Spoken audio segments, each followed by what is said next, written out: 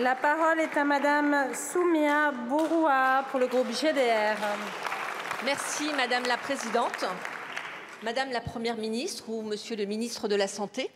En juin 2020, les députés communistes et GDR lançaient une commission d'enquête sur les conséquences de la Covid sur la jeunesse. Les conclusions faisaient état d'une santé mentale préoccupante d'une partie de nos enfants et d'un niveau de prise en charge nettement insuffisant. Professionnels de santé, syndicats étudiants, équipes pédagogiques, tous alertaient sur ce qui constituait une bombe à retardement. En effet, la pandémie n'a fait qu'aggraver les phénomènes lourds préexistants, harcèlement, violence intrafamiliale, isolement social, comportements autodestructeurs, sans que les réponses suffisantes puissent être trouvées.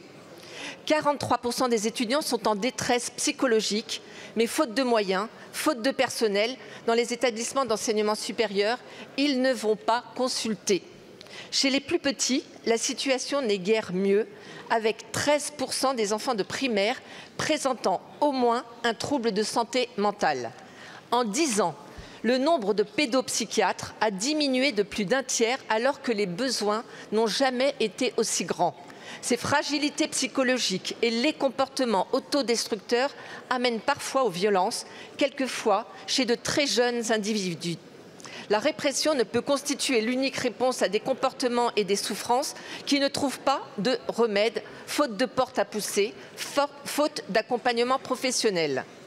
Monsieur le ministre, Madame la Première ministre, quelle sera l'action du gouvernement afin d'augmenter le nombre de pédopsychiatres en créant de nouveaux postes et en valorisant le choix de la spécialité de pédopsychiatrie dans le cursus de formation? De même, comment redonner le moyen au PMI, mieux accompagner les familles précaires et enfin nous doter de tous les outils nécessaires à la prise en charge de la santé mentale de nos enfants?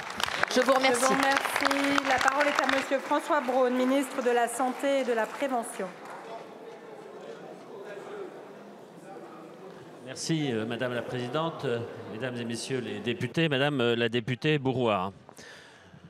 La santé mentale de nos jeunes est un enjeu majeur, c'est un enjeu majeur et prioritaire, comme l'ont encore réaffirmé récemment le Président de la République et la Première ministre. Enjeu prioritaire, vous l'avez dit, devant la dégradation de cette santé mentale, avec encore un signal fort qui est arrivé très récemment sur l'augmentation des prescriptions de psychotropes chez les plus jeunes. Et ce signal doit encore nous interpeller.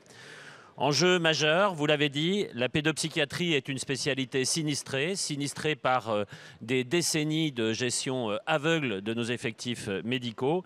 Et vous le savez comme moi, il faut 10 ans pour un médecin, 10 ans pour fabriquer, entre guillemets, former un pédopsychiatre.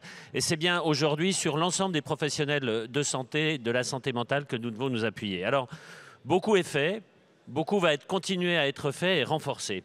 La stratégie des 1000 jours pour les plus jeunes, je n'y reviens pas. Le renforcement des CMP infanto-juvéniles, le renforcement, le déploiement continu des maisons des adolescents. Il y en a 3, je crois, dans votre département. Ces maisons des adolescents ont permis de prendre en charge déjà 100 000 jeunes et leurs familles. Également, la création de postes universitaires en pédopsychiatrie pour rendre cette filière plus attractive et faciliter la création de pédopsychiatres. La poursuite de Mon Soutien Psy, on dit beaucoup de choses sur Mon Soutien Psy, mais aujourd'hui, ce sont 700 000 consultations qui ont été faites, 145 000 patients pris en charge, dont 20% qui sont des jeunes. Et puis le dépistage est essentiel, vous en avez parlé. Nous nous appuyons aussi sur les secouristes en santé mentale, 50 000 aujourd'hui. Nous les déployons avec le ministre de l'Éducation nationale dans toutes les écoles le plus rapidement possible, mais également dans le milieu sportif et associatif. Enfin, il faut agir sur les bases de ces difficultés. Ce sont le développement des compétences psychosociales des enfants. C'est essentiel dès le plus jeune âge et nous œuvrons en ce sens. Je vous remercie. Je vous remercie, Monsieur le ministre. La parole est à Madame Marie-France